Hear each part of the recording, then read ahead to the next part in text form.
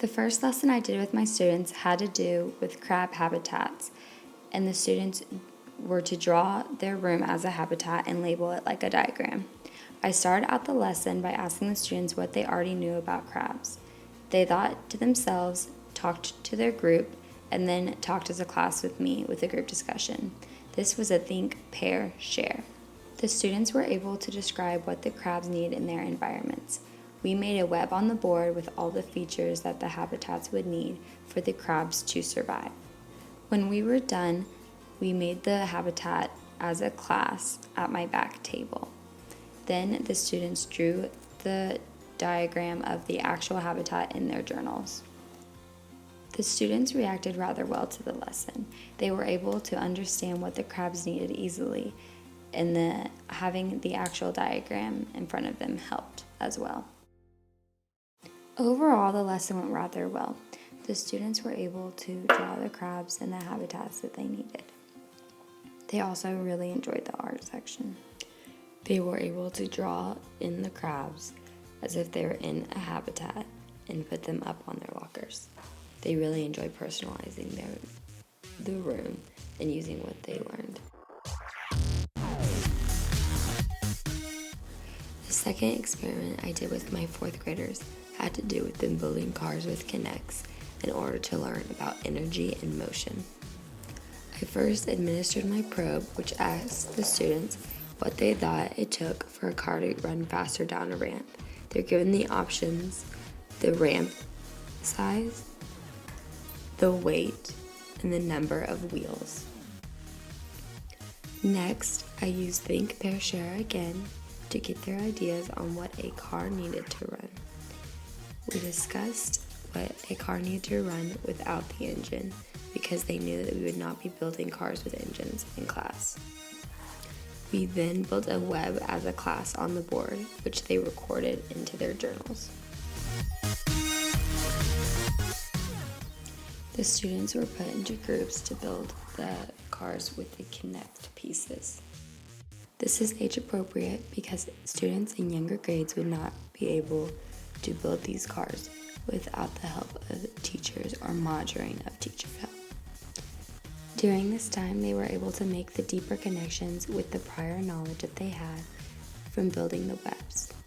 They used the knowledge they have from either Legos or other experiences with Hot Wheels or real cars to build the structure of the actual car.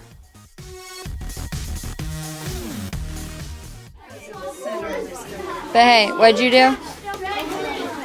What did you connect with, James?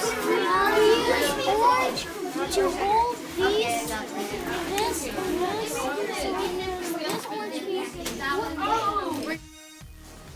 The students' reaction to building the cars was great. They all tested out their cars on the ramp that they would use to race them on. I allowed them to go back and redesign their cars accordingly if they chose.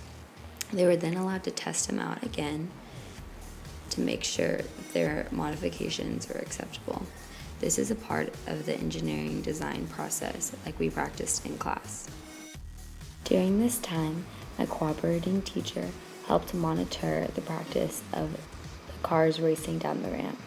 She was pleased to see how well the students worked together and how great their designs had been. She said this was the first time in years that she had seen the cars work so well the first time and not really need any adjustments.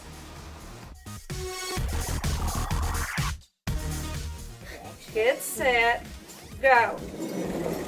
When I asked the students who won what they did to modify their car, they said that they knew they had to add more weight in order to make the car go faster.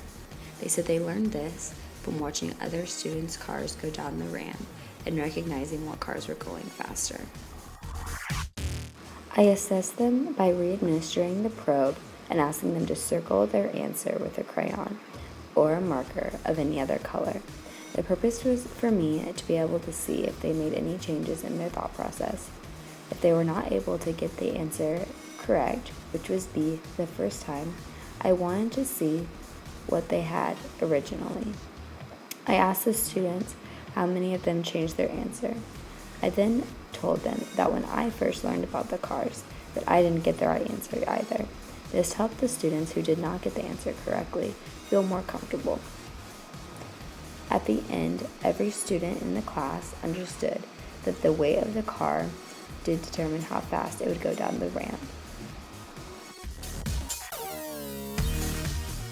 Overall, I am pleased with how the lesson went. The students were able to stay engaged every step of the way. Although the lesson took a few days and was not all at once like we had planned, the students were still able to refer back to what they had done the week before in order to continue building the cars. They worked great as teams and were able to let the team leader make the decisions that they needed to make in order to help the car be built more efficiently. If I were to do this lesson again, I would most likely want to have another form of structure for the students to build the cars with. I would really enjoy using the We Do Legos like we did in the science class.